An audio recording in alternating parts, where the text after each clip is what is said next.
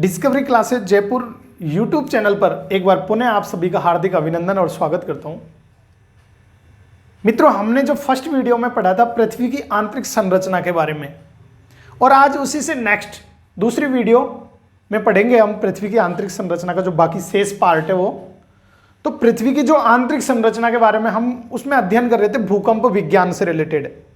तो यानी भूकंप विज्ञान का जो अध्ययन करते हैं तो उसमें भूकंप विज्ञान के दौरान 3 प्रकार की तरंगें उत्सर्जित होती हैं, और वो तरंगें कौन कौन सी होती हैं? प्राथमिक तरंगें, द्वितीयक तरंगें और तृतीयक या कहूं अंतिम तरंगें, या पी तरंगें, वेव्स, एस वेव्स और एल वेव्स के नाम से। तो मित्रों एक एक का हम अध्ययन करते हैं। तो यानी पृथ्वी की आंतरिक संरचना में भूकंप के दौरान, किसके दौरान? तो भूकंप के दौरान,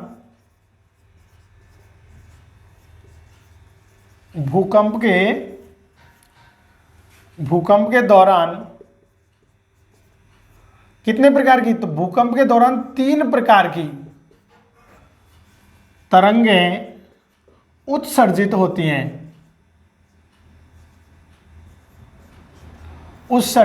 हैं, अब ये 3 प्रकार की तरंगें होती कौन कौन सी हैं? तो मित्रों जो 3 प्रकार की तरंगें होती हैं इनको हम पहली होती हैं जिनको हम बोलते हैं पी तरंगें। किस नाम से जाना जाता है? पी तरंगों के नाम से जाना जाता है ए नंबर पे। दूसरे नंबर पे जो होती हैं उनको अपन कहते हैं मित्रों एस तरंगें। कौन सी? एस तरंगों के नाम से जाना जाता है, एस तरंगें। और थर्ड नंबर पर जो आती हैं उनको हम बोलते हैं एल तरंगों के नाम से जाना जाता है। तो यानी भूकंप के दौरान 3 प्रकार की तरंगें उत्पन्न होती हैं जिनके द्वारा हम पृथ्वी की आंतरिक संरचना का अध्ययन करते हैं। तो वो पहली जो तरंगें होती हैं उनको पी तरंगें, द्वितीयक तरंगें एस तरंगें, और एक होती है एल तरंगें। इनको लव तरंगों के नाम से भी जाना जाता है। मित्रों इन पी तरंगों को और किस नाम से जाना जाता है? तो इनको इसके अलावा, पी के अलावा इनको बोलते हैं प्राथमिक तरंगें। कौन सी तरंगें? प्राथमिक तरंगों के नाम से जाना जाता है, प्राथमिक तरंग। इनको अपन बोलते हैं द्वितीयक तरंग। कौन सी? द्वितीयक तरंग के नाम से जाना जाता है, तरंग। और मित्रों एल तरंगों को हम बोलते हैं लव तरंगों के नाम से भी जाना जाता है। कौन सी तरंग? लव तरंग के नाम से भी इनको जाना जाता है। किसके दौरान उत्पन्न होती है? तो ये भूकंप के दौरान पृथ्वी के आंतरिक भाग में उत्पन्न होती है, कुछ सतह पर उत्पन्न होती है। तो एक एक के बारे में हम अध्ययन करते हैं। तो सबसे पहले हम अध्ययन करते हैं मित्रों इस प्राथमिक तरंग या पी तरंग के बारे में। इनको प्राथमिक तरंग भी कहा जाता है, या मैंने आपको बताया कि प्राइमरी तरंग कहते हैं। ये जो पी तरंग होती हैं, ये पी तरंगें पृथ्वी की सतह के आंतरिक भाग में उत्सर्जित होती हैं। कहां पर? तो ये पृथ्वी के आंतरिक भाग में कहां होती है मित्रों? तो पी तरंग पृथ्वी के आंतरिक भाग में चलती हैं। कौन से भाग में? आंतरिक भाग में, आंतरिक भाग में चलती है। अच्छा, चलने वाली, यूं लिख देता हूं, चलने वाली तरंगें हैं, वाली तरंग है, यानी पृथ्वी के आंतरिक भाग में चलने वाली तरंगें। दूसरा पॉइंट मित्रों, ये जो ठोस और तरल यानी ठोस और द्रव दोनों अवस्थाओं में चलने वाली तरंग कौन सी है? तो वो भी पी तरंग हो जाएंगी। तो यानी ठोस एवं तरल अवस्था में चलने वाली तरंगें, चलने वाली तरंग, यानी ठोस अवस्था में और द्रव अवस्था में, दोनों अवस्थाओं में चलने वाली तरंग कौन सी है? पी तरंग। अच्छा, इनमें क्या होता है कि इनकी घनत्व बढ़ने के साथ साथ, क्या बढ़ने के साथ साथ? घनत्व बढ़ने के साथ साथ, बढ़ने के साथ साथ, घनत्व बढ़ने के साथ साथ क्या होता है? इनकी गति में वृद्धि होती है, गति में वृद्धि होती है। यानी जैसे घनत्व बढ़ेगा और घनत्व बढ़ने के साथ साथ पी तरंगों की स्पीड भी बढ़ती जाएगी। तो यानी घनत्व में वृद्धि होने के साथ साथ इसके क्या है, इनके वेग में भी वृद्धि होती जाती है। और यानी इन तीनों तरंगों में सबसे तीव्र गति से चलने वाली तरंग कौन सी है? तो सबसे तीव्र गति से चलने वाली तरंग है। और कितने? ये 8 किलोमीटर, लगभग 8 किलोमीटर प्रति सेकंड के हिसाब से, यानी 8 किलोमीटर प्रति सेकंड के हिसाब से सबसे तीव्र, यानी तीनों तरंगों में, पी तरंग, एस तरंग और एल तरंग में, तीनों सबसे तीव्र गति से चलने वाली अगर कोई तरंग है तो वो कौन सी है? पी तरंग, या इनको अपन क्या बोलते हैं? प्राथमिक तरंग कहते हैं। ये दोनों, यानी तरल और ठोस दोनों अवस्थाओं में चलती है, पृथ्वी के आंतरिक भाग में चलती है, और घनत्व बढ़ने पर इसके क्या होता है? इसकी गति में भी वृद्धि होती जाती है। मित्रों, ये जो पी तरंगे होती हैं, नेक्स्ट पॉइंट, कि ये जो पी तरंगे हैं, पी तरंगों को, इनको हम कौन सी तरंगे बोलते हैं? इनको अनुदैर्घ्य तरंगे भी बोलते हैं। इनको और किस नाम से जाना जाता है? तो इनको अनुदैर्घ्य तरंगों के नाम से या अनुदैर्घ्य तरंग कहते हैं इनको। इसके अलावा मित्रों, ये जो तरंगे होती हैं, ये किसके हिसाब से चलती हैं? तो ये ध्वनि तरंगों के हिसाब से चलती हैं। ध्वनि तरंगों के हिसाब से चलने वाली तरंग अगर पूछ लिया जाए कि अनुदैर्घ्य तरंग कौन सी होती है, या ध्वनि तरंगों के हिसाब से चलने वाली तरंग कौन सी होती है, तो ये होती है पी तरंग होती हैं। दूसरे नंबर पे मित्रों, ये जो ध्वनि तरंगों के हिसाब से कैसे चलती हैं? कि ये पैरेलल चलती है, मतलब एक प्रकार से। तो ये ध्वनि तरंगों के हिसाब से सीधे, यानी ध्वनि के हिसाब से चलने वाली जो तरंगे हैं, तो वो कौन सी तरंगें होती हैं? ध्वनि तरंगों के हिसाब से चलने वाली तरंगें भी कौन सी होती हैं? तो ध्वनि तरंगों के हिसाब से चलने वाली तरंगें कौन सी हैं? तो ये पी तरंगें ध्वनि तरंगों के हिसाब से चलने वाली तरंगें होती हैं। तो ये अपन को याद रखना था, किसके? पी तरंगों के संदर्भ में। अब हम बात करते हैं मित्रों एस तरंगों की। ये जो एस तरंगें हैं, इन एस तरंगों को, इनको और किस नाम से जाना जाता है? इनको द्वितीयक तरंग के नाम से भी जाना जाता है। अच्छा, ये तरंगें जो होती हैं, ये भी पृथ्वी के आंतरिक भाग में चलती हैं, पृथ्वी के आंतरिक भाग में चलती हैं, आंतरिक भाग में चलने वाली तरंगें, चलने वाली तरंग, यानी पी तरंगे और एस तरंगे, दोनों तरंगे कहां पर चलती हैं? पृथ्वी के आंतरिक भाग में चलने वाली तरंगे हैं, पी और एस तरंगे। अब हम बात करते हैं मित्रों, ये जो एस तरंगे होती हैं, ये एस तरंगे केवल और केवल ठोस माध्यम में चलने वाली तरंगे होती हैं। तो वो कौन सी होती हैं? एस तरंगे होती हैं। यहां मैं लिख देता हूं, केवल किसमें, कौन से माध्यम में चलती हैं? ठोस माध्यम में चलने वाली तरंगे होती हैं, माध्यम में चलती हैं। तो केवल ठोस माध्यम में चलने वाली तरंग कौन सी होती है? एस तरंगें होती हैं। इनमें भी मित्रों माध्यम का घनत्व बढ़ेगा तो इनके, यानी गति में वृद्धि होगी। तो इनमें भी याद रखना है, माध्यम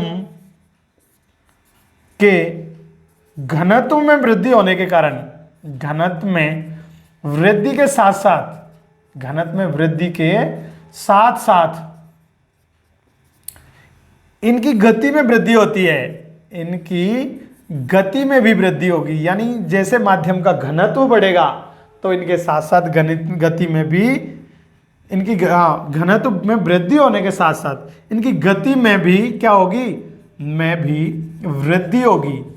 यानी जो माध्यम का घनत्व बढ़ेगा तो इनकी स्पीड भी अधिक होती जाएगी। अच्छा, इनकी गति होती कितनी है? तो इनकी गति जो होती है मित्रों, इसकी गति होती है लगभग 6 किलोमीटर प्रति सेकंड के हिसाब से चलती है। ये कितने किलोमीटर? यानी लगभग 6 किलोमीटर प्रति सेकंड के हिसाब से चलने वाली अगर कोई तरंगें हैं तो कौन सी तरंगें? एस तरंगें। इनको और किस नाम से जाना जाता है? इनको मित्रों अनुप्रस्थ तरंगे को नाम से जाना जाता है, अनुप्रस्थ तरंगों के नाम से जाना जाता है, तरंगों के नाम से जाना जाता है, अनुप्रस्थ तरंगे इनको कहा जाता है। ये मित्रों जल तरंगों के हिसाब से, किस? जल और प्रकाश तरंगों के हिसाब से, प्रकाश तरंगों के हिसाब से, यानी तरंगों के अनुसार चलती हैं, अनुसार चलने वाली तरंगे हैं, चलने वाली तरंगे हैं। कैसे है? तो ये मित्रों जो चलती हैं, तो ये एक प्रकार से, यानी जिग जैग के अंतर्गत चलने वाली तरंगें होती हैं, जैसे इस हिसाब से, फिर यूं, फिर इस हिसाब से। तो ये किसके हिसाब से चलने वाली तरंगें हैं? ये जल तरंगों के हिसाब से चलने वाली तरंगें कौन सी हैं? एस तरंगें। प्रकाश के हिसाब से चलने वाली तरंगें कौन सी हैं? एस तरंगें। इनको और किस नाम से जाना जाता है? अनुप्रस्थ तरंगें, द्वितीयक तरंगें। और इनकी जो गति होती है वो पी तरंगों से कम होती है। पी तरंगें तरल और ठोस दोनों माध्यमों में चलती हैं, जबकि एस तरंगें किस में चलती हैं? तो एस तरंगें मित्रों किस में चलती हैं? तो ये केवल और केवल ठोस माध्यम में चलने वाली तरंगें होती हैं, एस तरंगें। इन एस तरंगों का जो छाया क्षेत्र होता है, छाया क्षेत्र और पढ़ लेते हैं मित्रों, इनका जो छाया क्षेत्र होता है, छाया क्षेत्र, तो जो एस तरंगों का छाया क्षेत्र होता है वो 103 डिग्री से लेकर के कितने तक होता है? 103 डिग्री के मध्य होता है, मध्य होता है, यानी होता है। अच्छा, इसके अंतर्गत अगर इनके लिए बारे में पूछ लिया जाए कि पी तरंगों का छाया क्षेत्र कितना होता है, छाया क्षेत्र, तो मित्रों पी तरंगों का जो छाया क्षेत्र होता है वो 103 डिग्री से लेकर के 143 डिग्री के मध्य होता है, मध्य होता है। यानी इनका जो छाया क्षेत्र होता है, पी तरंगों का छाया क्षेत्र 103 से लेकर के 143 डिग्री के बीच में होता है। यानी और जो एस तरंगों का छाया क्षेत्र होता है ये 103 से लेकर के 103 डिग्री के मध्य इनका छाया क्षेत्र होता है। और छाया क्षेत्र का मतलब होता है कि यहां पर इन तरंगें ये नहीं पहुंच पाती हैं, यानी वहां पर इस डिग्री के दौरान इनका कोई प्रभाव नहीं रहता है, तो ये छाया क्षेत्र कहा जाता है। थर्ड नंबर पर जो मित्रों आते हैं अपन उनको पढ़ते हैं। एल तरंगें होती हैं। ये जो एल तरंगें होती हैं, इन एल तरंगों को और किस नाम से जाना जाता है? इनको लव तरंगें कहा जाता है। ये पृथ्वी की सतह पर चलने वाली तरंगें होती हैं मित्रों। कहां पर चलती हैं? तो पृथ्वी की सतह पर चलने वाली तरंगें, सतह पर चलने वाली तरंगें होती हैं, चलने वाली तरंगें होती हैं। तो पृथ्वी की वाली तरंग होती हैं, यानी पृथ्वी की सतह पर चलने वाली तरंग। ये जो दोनों तरंगें होती है पी और एस, ये तो पृथ्वी के आंतरिक भाग में चलने वाली तरंगें, जबकि एल तरंगें होती हैं पृथ्वी की सतह पर चलने वाली तरंगें होती हैं। अच्छा, पृथ्वी की सतह पर चलने वाली तरंगें होती हैं, इनकी जो गति होती है, गति सबसे कम होती है, सबसे कम होती है। यानी बाकी पी तरंग और एस तरंग की तुलना में सबसे कम गति वाली तरंगें कौन सी होती हैं? एल तरंगें होती हैं। लेकिन सबसे लंबी दूरी तय करने वाली तरंग कौन सी होती है? तो वो एल तरंगें होती हैं। ये क्या करती हैं? सबसे लंबी दूरी तय करने वाली, लंबी दूरी तय करने वाली तरंगें होती हैं, तय करने वाली, करने वाली। तो सबसे लंबी दूरी तय करने वाली तरंग कौन सी है? तरंग, तो वो कौन सी है मित्रों? सबसे लंबी दूरी, लगभग कितनी? तो यहां मैं लिख देता हूं लगभग, ये लगभग 12,000 किलोमीटर। कितने? 12,000 किलोमीटर की दूरी तय करने वाली तरंगें होती हैं। सबसे लंबी दूरी तय करने वाली होती हैं, सतह पर चलने वाली तरंगें होती हैं। और सबसे विनाशकारी तरंग अगर कौन सी होती है तो मित्रों सबसे विनाशकारी तरंग, तो मैं यहां लिख देता हूं सबसे विनाशकारी तरंग, विनाशकारी यानी सर्वाधिक जनधन की हानि। किसकी? सर्वाधिक, सर्वाधिक जनधन की हानि, जन धन की हानि। तो सर्वाधिक जनधन की हानि भी किससे होती है? तो सर्वाधिक जनधन की हानि पहुंचाने वाली तरंग कौन सी होती है? तो वो लव तरंग या एल तरंगें होती हैं। सर्वाधिक जनधन की हानि पहुंचाने वाली तरंगें होती हैं। सबसे लंबी दूरी तय करने वाली तरंगें होती हैं, यानी जान माल की हानि इनकी वजह से, हानि इनकी वजह से होती है। पृथ्वी के सरफेस पे चलने वाली तरंगें होती हैं और गति इनकी सबसे कम होती है, लेकिन दूरी ज्यादा कवर करती है। तो ये थी मित्रों कौन सी? यानी भूकंप के दौरान उत्सर्जित होने वाली तरंगें, जिनके माध्यम से हम पृथ्वी की आंतरिक संरचना का अध्ययन करते हैं। तो ये मैं समझता हूं, एक बार रिपीटेशन कर लेते हैं। देखिए, भूकंप के दौरान कितने प्रकार की? 3 प्रकार की तरंगें उत्सर्जित होती हैं। पी तरंगें, इन्हें प्राथमिक तरंगें भी कहते हैं। एस तरंगें द्वितीयक तरंगें कहा जाता है। और एल तरंगें, इन्हें लव तरंगों के नाम से भी जाना जाता है। अब पी तरंगों में ये पृथ्वी के आंतरिक भाग में चलने वाली तरंगें होती हैं। ये एस भी पृथ्वी के आंतरिक भाग में चलने वाली तरंगें होती हैं, जबकि एल तरंगें ये पृथ्वी की सतह पर चलने वाली तरंगें होती हैं। ये ठोस और तरल दोनों माध्यमों में चलती हैं, ये केवल और केवल ठोस माध्यम में चलने वाली तरंगें होती हैं, और ये सतह के ऊपर चलती हैं। इनका घनत्व बढ़ने पर इनकी गति बढ़ती है, और यहां पर भी इनका घनत्व में वृद्धि होने पर इनकी गति में वृद्धि होती है।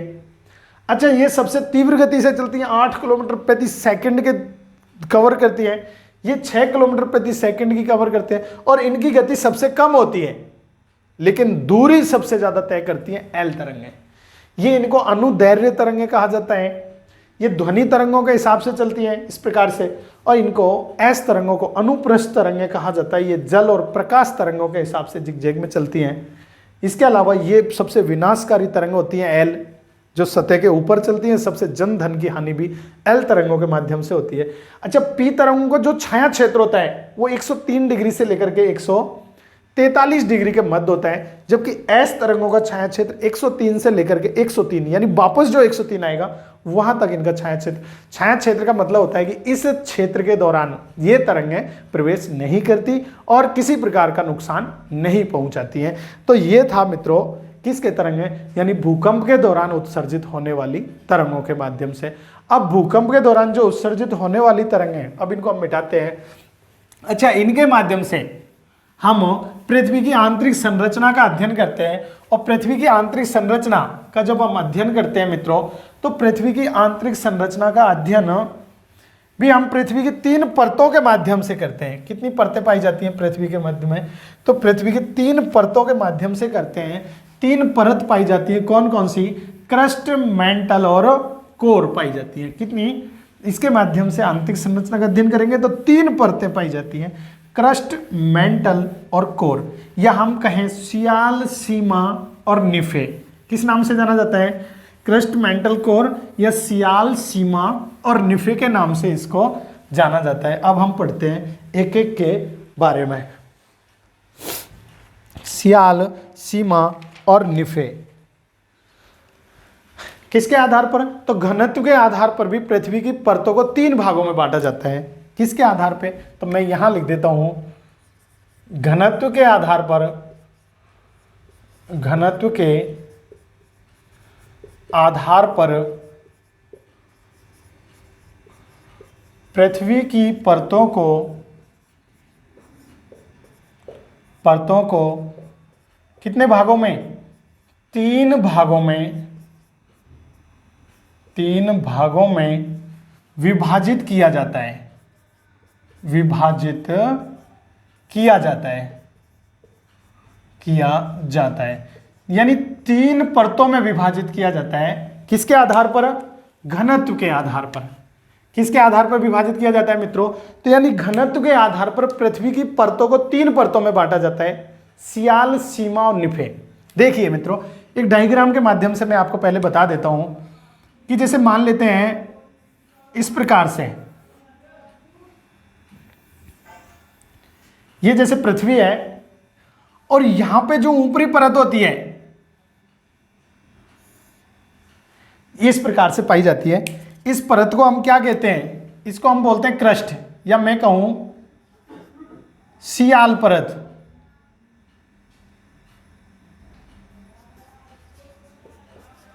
सियाल, सीमा और निफे, इनको अपन कहते हैं क्रस्ट, मेंटल और कोर। इसकी जो गहराई पाई जाती है यहां से लेकर के, तो इसकी पाई जाती है मित्रों ये 0 किलोमीटर, इसकी पाई जाती है 35 किलोमीटर तक। ये पाई जाती है मित्रों, इसकी जो पाई जाती है वो 2900 किलोमीटर तक। कितने किलोमीटर तक? 2900 किलोमीटर तक। और इसकी यहां पे जो ये पॉइंट होता है ये होता है 6371 किलोमीटर तक। यानी हम तीनों परतों के बारे में सियाल, सीमा और निफे, या मैं कहूं क्रस्ट, मेंटल और कोर के माध्यम से, कौन कौन से? क्रस्ट, मेंटल और कोर, सियाल,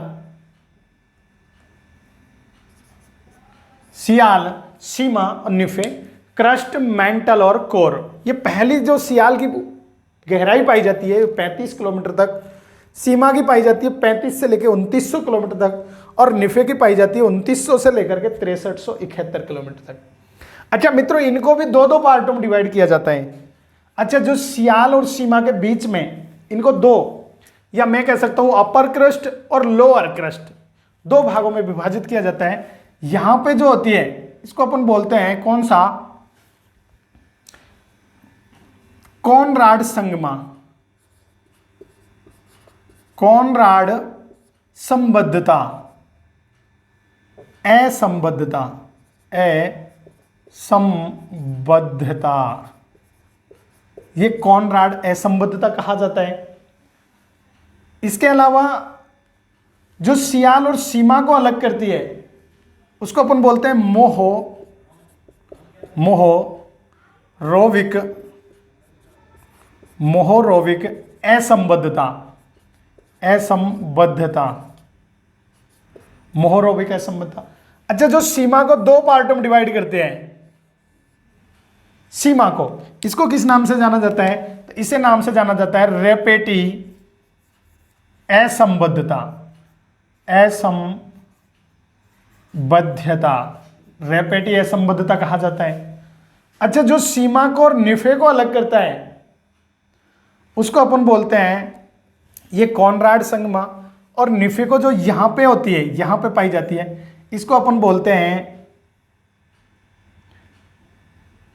पहले तो कौन सी हो, कॉनराड संगमा, फिर मोहोरोविक असंबद्धता, रेपेटी असंबद्धता, और इसको अपन कहते हैं गुटेनबर्ग असंबद्धता, ये गुटेनबर्ग असंबद्धता। और मित्रों, जो निफे को जो डिफरेंस करते हैं, निफे को, तो इसको अपन कहते हैं कौन सी, लेहमैन असंबद्धता, लेहमैन असंबद्धता। अच्छा देखो, इनकी गहराई किस हिसाब से है, यानी जो इसको सीमा को जो डिवाइड करते हैं तो ये होती है 0 से लेकर के 25 किलोमीटर तक, यानी 25 किलोमीटर तक। वो तो ऊपर होती है अपर क्रस्ट, और अपर क्रस्ट को लोअर क्रस्ट से जो अलग करती है वो कॉनराड असंबद्धता होती है।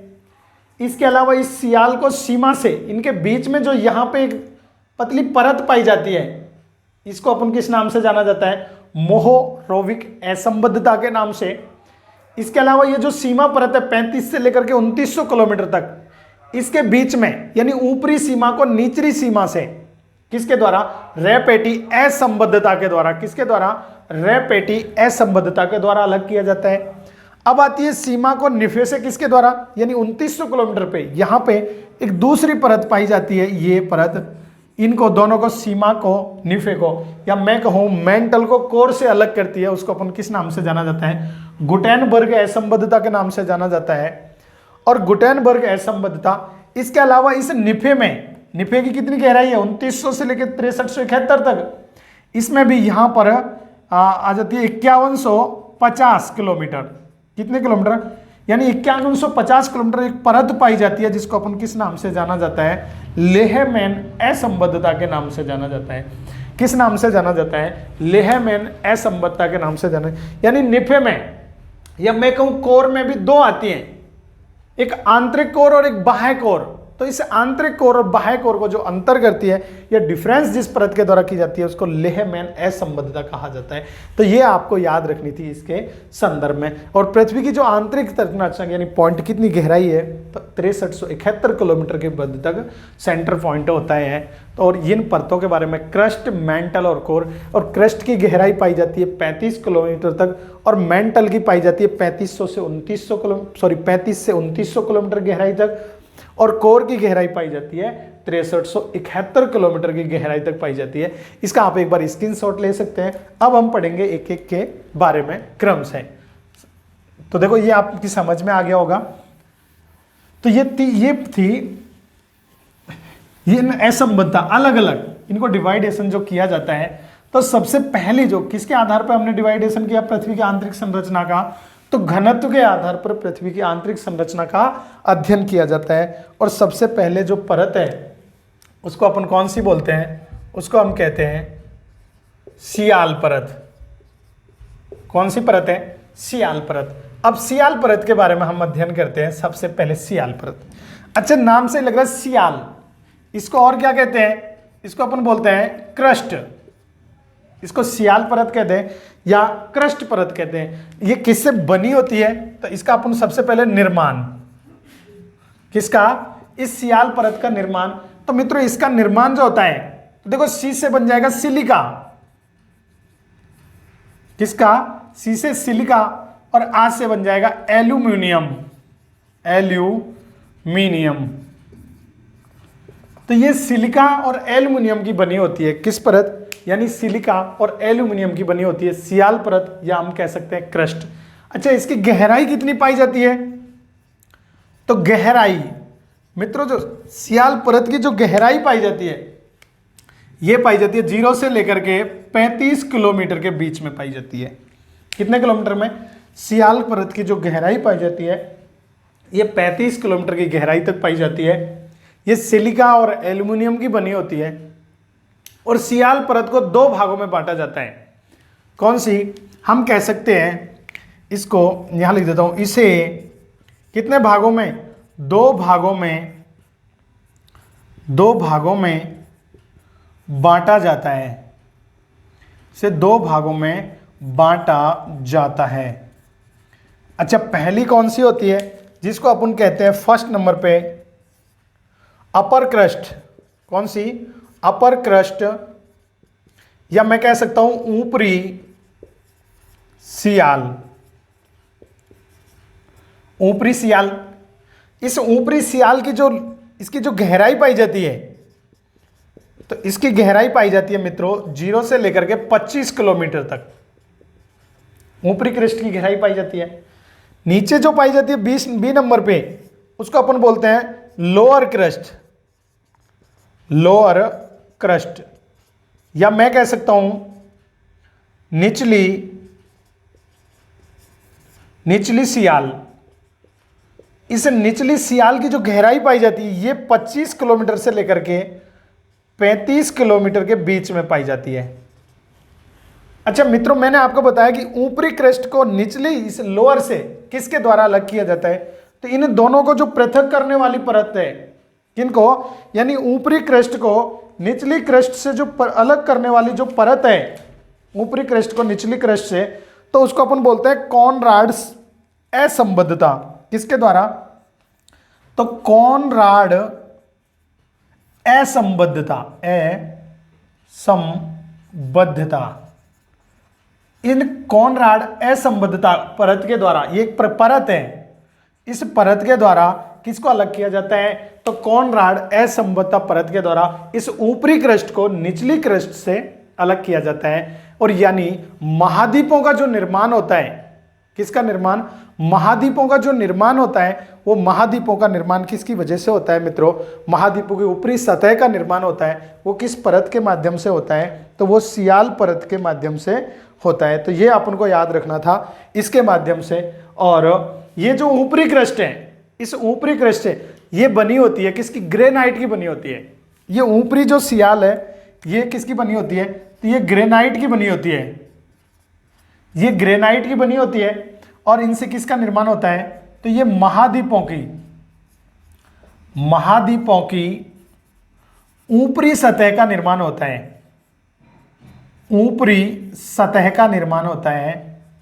सतह का निर्माण किसकी वजह से होता है? तो महाद्वीपों की ऊपरी सतह का जो निर्माण होता है वो किससे होता है? अपर क्रस्ट से होता है। अच्छा, जबकि मित्रों ये जो लोअर क्रस्ट होती है, निचली परत जिसको हम बोलते हैं, ये किसकी बनी होती है? तो लोअर क्रस्ट का जो निर्माण होता है, ये लोअर क्रस्ट बेसाल्ट की बनी होती है। किसकी? ये बेसाल्ट की बनी होती है। और इससे महासागरों की तली का निर्माण होता है। महासागरों की तली का निर्माण किससे होता है? तो तली का निर्माण होता है। तो मित्रों महासागरों की तली का निर्माण तो किससे होता है? तो महासागरों की तली का निर्माण लोअर क्रस्ट से या निचली सियाल से। ये किसकी होती है? बेसाल्ट की बनी होती है। महासागरों की तली का निर्माण होता है। और इसकी जो गहराई पाई जाती है 25 से 35 किलोमीटर तक। जबकि अपर क्रस्ट ग्रेनाइट की बनी होती है और इससे महाद्वीपों के ऊपरी सतह का निर्माण होता है और इसकी गहराई कितनी पाई जाती है 0 से लेकर के 25 किलोमीटर तक पाई जाती है। इन अपर क्रस्ट लोअर क्रस्ट को किसके माध्यम से, कॉनराड असंबद्धता के माध्यम से अलग किया जाता है। तो ये आपको याद रखनी थी सियाल परत के संदर्भ में। अब दूसरे नंबर पर आती है मित्रों, दूसरी जो परत है उसको अपन बोलते हैं सीमा परत। कौन सी परत है, 2 नंबर, इसको अपन बोलते हैं सीमा। ये तो थी सियाल और सीमा, या इसको अपन दूसरे नाम से जाना जाता है जिसको अपन बोलते हैं मेंटल। किस नाम से, मेंटल, यानी सियाल, सीमा और निफे, क्रस्ट, मेंटल और कोर, इसको इंग्लिश में मेंटल के नाम से जाना जाता है। मित्रों इस परत की जो इस सीमा परत, सियाल और सीमा दोनों को पृथक किसके द्वारा किया जाता है, तो मैं यहां लिख देता हूं, सियाल को सीमा से, सियाल को सीमा से किसके द्वारा, मोह असंबद्धता, मोह असंबद्धता, इस असंबद्धता परत के द्वारा, मोह असंबद्धता परत के द्वारा क्या किया जाता है, तो पृथक किया जाता है। कौन सी परत है जो इनको दोनों को अलग करती है, तो वो मोह असंबद्धता परत है। ये मोह असंबद्ध परत इस सीमा को और इस सियाल से पृथक करती है, यानी सियाल और सीमा के बीच में एक पतली परत पाई जाती है, उस परत का नाम क्या है, मोह असंबद्धता है। अच्छा, दूसरे नंबर पे इस जो सीमा परत है इसकी जो गहराई पाई जाती है मित्रों, इसकी गहराई कितनी पाई जाती है, तो 35 किलोमीटर से लेकर के, क्योंकि 35 तक तो कौन सी है, सियाल है, और 35 से लेकर के 2900 किलोमीटर तक, कितने किलोमीटर तक, 2900 किलोमीटर की गहराई तक कौन सी परत होती है, सीमा परत पाई जाती है, या मैं कहूं मेंटल परत पाई जाती है। अच्छा, इनका निर्माण किससे होता है, तो मित्रों इसका निर्माण, तो सियाल और इसका निर्माण जो होता है इसका सीमा परत का, तो इसका होता है सिलिका, किससे, सिलिका और मैग्नीशियम, यानी सिलिका और मैग्नीशियम की बनी होती है कौन सी परत, मेंटल परत, या मैं कहूं सीमा परत किसकी, सिलिका और मैग्नीशियम की बनी होती है। कौन सी परत, सीमा परत की हम बात कर रहे हैं। देखो इसको दोनों को अलग किसके, मोह असंबद्धता के द्वारा, गहराई 35 से 2900 किलोमीटर के बीच में पाई जाती है, और इसका निर्माण किससे होता है, सिलिका और मैग्नीशियम से इसका निर्माण होता है। मित्रों सर्वाधिक घनत्व अगर किसी का पाया जाता है, सर्वाधिक घनत्व, सर्वाधिक घनत्व और सर्वाधिक आयतन,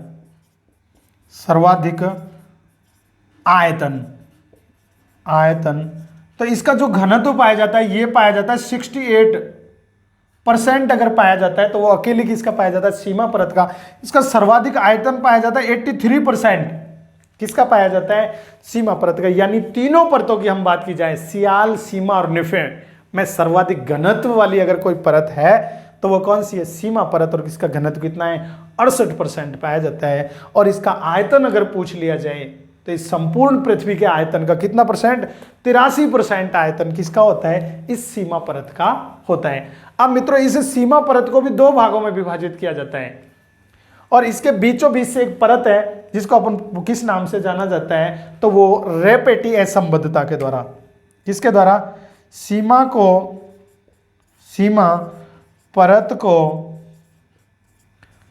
रेपेटी असंबद्धता, इस असंबद्धता, रेपेटी असंबद्धता के द्वारा पृथक किया जाता है, के द्वारा क्या किया जाता है, पृथक किया जाता है। तो किसके द्वारा अलग किया जाता है, तो रेपेटी असंबद्धता के द्वारा अलग किया जाता है। तो ये थी मित्रों कौन सी परत, सियाल और सीमा परत। अब हम पढ़ेंगे निफे परत के बारे में, उससे पहले एक बार इनका रिवीजन कर लेते हैं। देखिए सबसे पहले घनत्व के आधार पर पृथ्वी की परतों को कितने भागों में डिवाइड किया जाता है, तो मित्रों घनत्व के आधार पर पृथ्वी की परतों को 3 भागों में डिवाइड किया जाता है। पहली थी सियाल परत, इसको और किस नाम से जाना जाता है? क्रस्ट के नाम से जाना जाता है। इसका निर्माण सिलिका और एल्युमिनियम से होता है। सियाल सिलिका और एल्युमिनियम से। गहराई कितनी? 35 किलोमीटर तक पाई जाती है। इसे 2 भागों में बांटते हैं, एक अपर क्रस्ट या ऊपरी सियाल, और इसकी गहराई पाई जाती है 0 से 25 किलोमीटर। और इसका निर्माण किससे होता है? ग्रेनाइट से होता है। महाद्वीपों का निर्माण होता है, यानी महाद्वीपों की जो ऊपरी सतह का जो निर्माण किया जाता है वो किस परत के द्वारा किया जाता है? ये अपर क्रस्ट के द्वारा किया जाता है। और दूसरी आती है लोअर क्रस्ट या निचली सियाल, और ये किसकी बनी होती है? बेसाल्ट की बनी होती है। और ये मित्रों महासागरों की तली का निर्माण करती है। और इन अपर क्रस्ट और लोअर क्रस्ट दोनों को जो अलग करने वाली जो परत है, संक्रमण परत है, उसको अपन बोलते हैं कॉनराड असंबद्धता कहा जाता है। अब दूसरे नंबर पर आती है सीमा परत। तो सियाल और सीमा परत के बीच में इनको दोनों को पृथक करने वाली एक परत पाई जाती है, जिसको अपन किस नाम से? मोह असंबद्धता के नाम से जाना जाता है। सीमा को और किस नाम से जाना जाता है? इसको मेंटल परत के नाम से भी जाना जाता है। इसकी गहराई 3500 से लेकर के 35 किलोमीटर से लेकर 2900 किलोमीटर तक, 2880 किलोमीटर, लगभग 2900 किलोमीटर तक इसकी गहराई पाई जाती है। और इसका सीमा का निर्माण सिलिका और मैग्नीशियम से होता है। सर्वाधिक आयतन घनत्व अगर पाया जाता है तो सीमा का जो घनत्व है वो 68%, यानी संपूर्ण पृथ्वी के घनत्व का 68% घनत्व अकेली सीमा परत का है। आयतन की बात की जाए तो आयतन इसका संपूर्ण पृथ्वी का आयतन का 83% आयतन सीमा परत का है। और सीमा परत, ये जो परत का, इसको रैपेटी असंबद्धता के द्वारा, यानी सीमा परत को भी 2 पार्टों में डिवाइड करती है। बीच में एक असंबद्धता है जिसको अपन बोलते हैं रैपेटी असंबद्धता के द्वारा। इन दोनों को, सीमा परत को क्या किया जाता है? अलग किया जाता है। तो वो कौन सी परत है? रैपेटी असंबद्धता। अच्छा मित्रों, जो सीमा परत पाई जाती है, कौन सी? ये सीमा परत लगभग 100 किलोमीटर के बाद में, यानी कितने किलोमीटर? 100 से लेकर के 200 किलोमीटर के मध्य कैसे पाई जाती है? ये तरल अवस्था में पाई जाती है। कौन सी अवस्था में? तो मित्रों ये 100 से लेकर के 200 किलोमीटर के बीच में तरल अवस्था में पाई जाती है। कौन सी? तो पाई जाती है। किसकी बात की जा रही है? तो ये 100 से 200 किलोमीटर के बीच में किसकी बात की जा रही है? ये सीमा परत की। ये कैसी अवस्था में पाई जाती है? तो ये तरल अवस्था में पाई जाती है। कितने किलोमीटर के बीच में? तो 100 से लेकर के 200 किलोमीटर के बीच में सीमा परत तरल अवस्था में पाई जाती है। और अब हम बात करते हैं लास्ट और या अंतिम, हम तीसरी जो परत है उसको अपन किस नाम से जाना जाता है? निफे परत के नाम से। निफे परत, या इसको और किस नाम से जाना जाता है? कोर कहा जाता है। क्रस्ट, मेंटल और कोर, सियाल, सीमा और निफे। मित्रों जो निफे की जो गहराई पाई जाती है ये तीसरे नंबर पे, और इसका जो निर्माण होता है, इसका निर्माण किसके कारण होता है? तो मित्रों जो इसका निर्माण होता है ये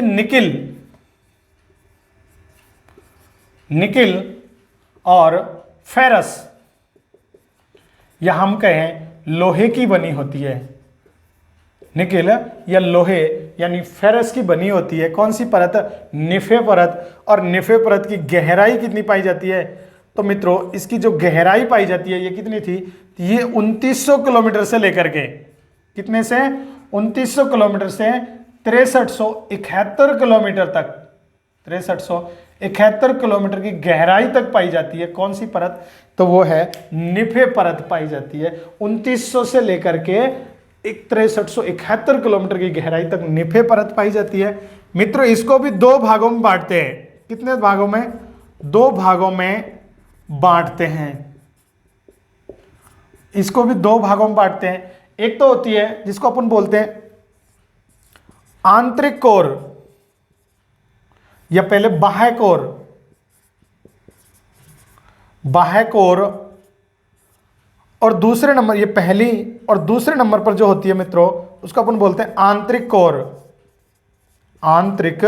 कोर, यानी बाह्य कोर और आंतरिक कोर। जो बाह्य कोर का जो गहराई होती है ये पाई जाती है 2900 से लेकर के 5150 किलोमीटर तक, और आंतरिक कोर की पाई जाती है 5150 किलोमीटर से लेकर के कितने तक? तो ये 6371 किलोमीटर की गहराई तक पाई जाती है मित्रों। कौन सी?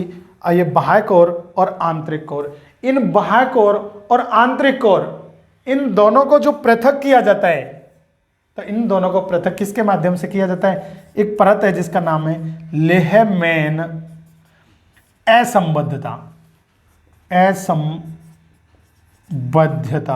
ये लेहमैन असंबद्धता ये परत के द्वारा किस किस को अलग करती है?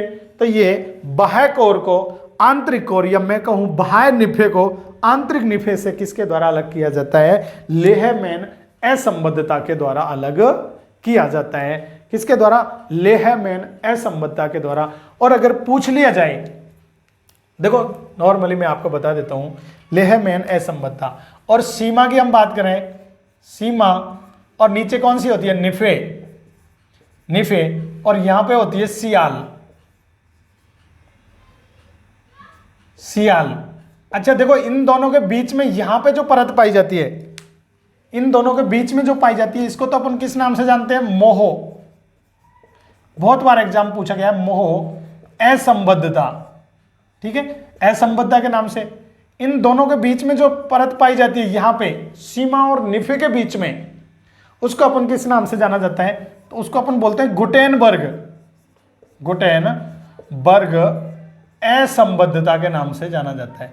तो ये आपको याद रखना है, सियाल और सीमा को अलग करने वाली परत, संक्रमण परत मोहो असंबद्धता, और सीमा और निफे को अलग करने वाली संक्रमण परत, तो वो कौन सी है? गुटेनबर्ग असंबद्धता। और सियाल में भी दो पार्ट बताए, तो उसमें कौन सी थी? कॉनराड असंबद्धता। सीमा को जो दो पार्टों में बीच में थी तो वो रैपेटी असंबद्धता। ठीक है, और इसको जो बीच में दो पार्टों में बांटती है वो कौन सी है? तो लेहमैन असंबद्धता कहा जाता है। तो ये आपको इसके संदर्भ में याद रखनी थी। और ये बाह्य कोर जो 2900 से लेकर के 5150 किलोमीटर तक, इसमें क्या होता है कि यहाँ पे चुंबकीय क्षेत्र पाया जाता है? तो चुंबकीय क्षेत्र कहाँ पाया जाता है? इस बाह्य कोर के अंतर्गत पाया जाता है।